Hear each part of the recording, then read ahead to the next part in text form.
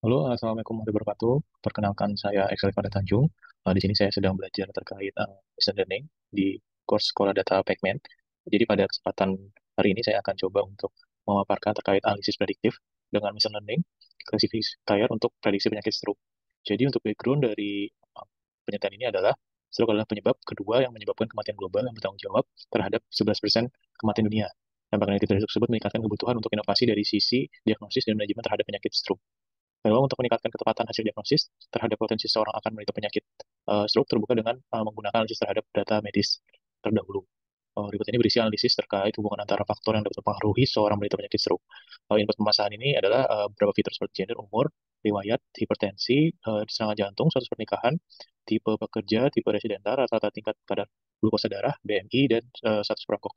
Dan digunakan melalui prediksi ke classifier berupa KNN, logistic regression, decision tree, random forest. Output dari materi ini adalah analisis terhadap fitur apa saja yang berkorelasi terhadap meningkatnya risiko penyakit stroke dan memprediksi seorang menderita penyakit stroke, sehingga diharapkan dengan adanya penelitian ini dapat membantu tenaga medis untuk menentukan langkah lanjutan dan treatment pasien.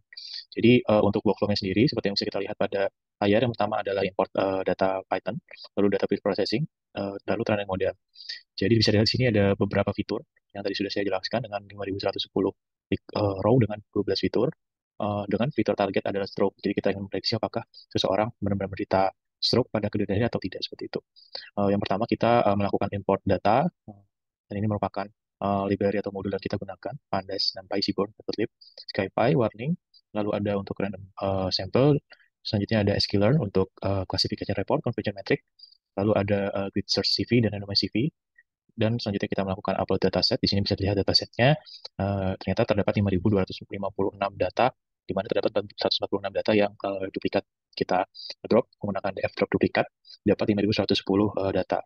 Selanjutnya di sini bisa dilihat kita melakukan proses pembuatan function untuk mempermudah proses selanjutannya. Selanjutnya kita melakukan proses data preprocessing, di mana kita split antara input-output, yaitu variabel X dan Y yang nanti jadi prediktor. Selanjutnya, di sini bisa dilihat kita mendrop variable stroke. Selanjutnya kita buat dalam bentuk function untuk mempermudah, dan kita lakukan sanity check.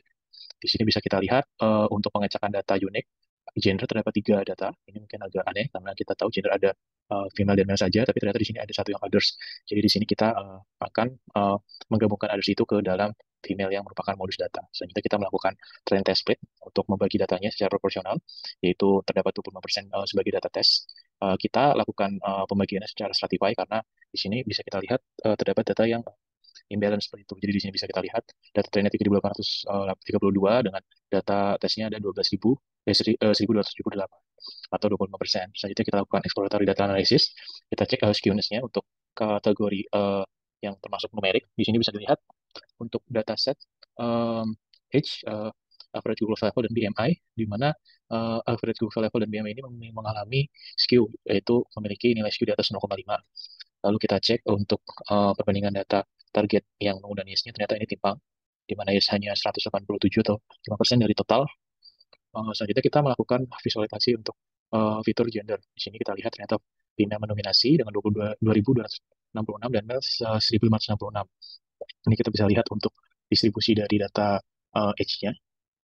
Di sini kita bandingkan juga untuk BMI-nya, untuk penderita stroke dan tidak, ternyata memiliki BMI yang mirip. Lalu untuk fitur average glucose level juga memiliki fitur yang mirip untuk segi mean-nya. Selanjutnya juga di Edge juga memiliki fitur stroke, di mana untuk yang penderita stroke memiliki rata-rata umur yang lebih tinggi seperti itu. Lalu kita hitung untuk hypertension, ternyata lebih sedikit yang menderita hipertensi dari data set ini, dan juga penyakit jantung sama. Lalu untuk effort merit-nya bisa dilihat di sini didominasi oleh yang sudah pernah menikah. Dan untuk yang work type-nya, di sini kita bisa lihat ada beberapa klasifikasi, yaitu private, self-employed, children, government job, dan never work. Di mana untuk private sendiri terdapat 2.921 yang menjadi modus dari data seperti itu. Untuk dari sisi dan type-nya ternyata mirip. Lalu selanjutnya untuk smoking status dibagi menjadi 4.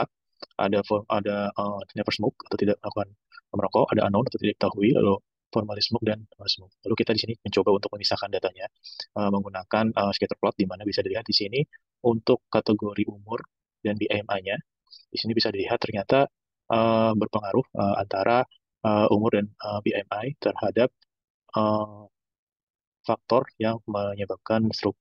Jadi di sini bisa dilihat untuk yang biru merupakan yang memiliki kelas stroke, Jadi rata-ratanya berada di kanan atau berada di umur yang cukup tua seperti itu. Lalu kita coba untuk melakukan korelasi, di mana di sini tidak ada kolinearitas antara masing-masing fitur. Selanjutnya kita melakukan tes untuk hipotesis testing untuk mengecek mean-nya apakah sudah sesuai. Jadi di sini bisa dilihat ternyata untuk uh, H signifikan, untuk BMI juga uh, tidak signifikan. Selanjutnya untuk average glucose level juga tidak signifikan seperti itu.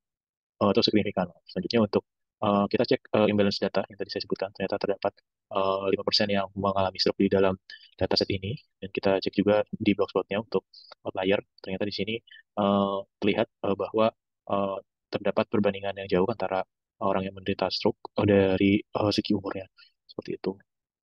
Dan juga dari average glucose level di mana yang potensi stroke itu memiliki glucose level yang tinggi. Jadi kita melakukan data imputasi untuk kategori numerikal dan kategorikal. Di sini bisa dilihat kita bagi yang numerikal seperti yang tadi saya jelaskan. Selanjutnya untuk yang kita menggunakan simpel komputer, akhirnya kita gunakan function. Kita buat function untuk mempermudah proses dari penginputan. Untuk kategorikal juga kita lakukan imputasi, di mana di sini bisa dilihat satu data di work type dan 8 data di resident type yang memiliki uh, data none. Lalu kita isikan dengan kategori kosong seperti itu. Selanjutnya dilakukan preprocessing untuk kategori variabel. Kita menggunakan label encoder untuk yang bertipe biner dan one hot encoding yang bertipe banyak kategori seperti work type dan smoking status. Lalu kita juga bikin functionnya. Ya, di sini bisa dilihat hasilnya terdapat 18 kolom. Selanjutnya kita label encoderkan juga untuk data target, data training.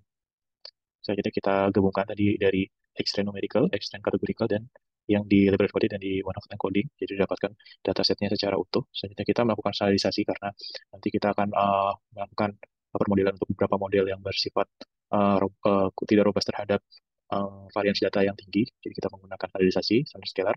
Kita fitkan untuk extract yang telah digabungkan. Lalu didapatkan data yang sudah terstandarisasi seperti itu. Selanjutnya kita melakukan sampling. Kita gunakan undersampling, oversampling, dan smoothing untuk setiap data train yang ada.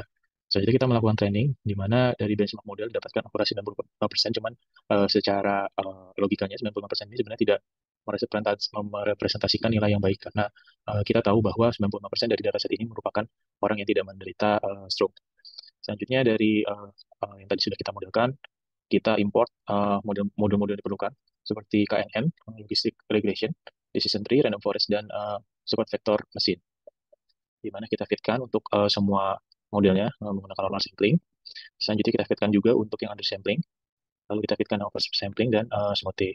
Selanjutnya kita lakukan eksperimentasi graded CV untuk parameter-parameter berikut di KNN, Logistic Regression, Decision Tree, SVM, dan Random Forest, di mana kita buat plan eksperimentasi untuk masing-masing parameter yang tadi sudah disebutkan. Selanjutnya kita fitkan juga modelnya. Pada akhirnya kita tidak menggunakan hyperparameter tuning di SVM dan Random Forest karena terkendala dari proses waktu training yang cukup lama seperti itu. Selanjutnya kita evaluasi model, uh, lalu kita dapatkan base parameter untuk masing-masing dari modelnya seperti itu, dari base model. Selanjutnya kita lakukan prediksi, jadi dari prediksi tersebut kita cek, kita masukkan ke dalam satu variabel data frame, lalu kita melakukan pengecekan performa dari data trainingnya. Jadi bisa dilihat di sini terdapat beberapa model yang overfit, yaitu Decision Tree dan Random Forest. Hal ini sangat dimungkinkan karena model tersebut sangat bergantung atau sangat eh, mungkin overfit akibat dari fitur yang terlalu banyak seperti itu. Lalu ini juga untuk yang undersampling, ini untuk oversampling, untuk decision tree dan inference mengalami overfit seperti itu. Dan semua pun juga sama. Selanjutnya kita mencoba melihat performance modelnya menggunakan classification report. Di sini kita menggunakan yang normal sampling terlebih dahulu. Di sini ada yang logistic gradation dengan nilai akurasi 75% dengan F1 score. Untuk yang weighted di 82 dan macro average di 54. Selanjutnya ada di KNN, SVM, Decision Tree, Random Forest, dan tadi beberapa model yang kita lakukan validation. Lalu kita plotting terhadap probability-nya untuk mendapatkan nilai dari ROC dan AUC. Di sini bisa dilihat untuk Decision Tree dan Random Forest mengalami overfit pada data trainingnya. Dan ini kita lihat conversion metricnya untuk masing-masing model seperti itu. Selanjutnya dari kita lihat juga untuk yang undersampling tadi masih yang normal. Untuk yang undersampling juga sama, untuk decision tree dan inference mengalami overfit. Selanjutnya untuk yang small oversampling sama juga decision tree dan inference memiliki fast overfit dan KNN pun juga mengalami overfit seperti itu. Selanjutnya di sini kita bisa plotkan untuk ROC, AUC-nya. Untuk decision tree juga mengalami overfit dan dengan inference pun sama. Kita selanjutnya hasil dari training itu kita save ke Pickle.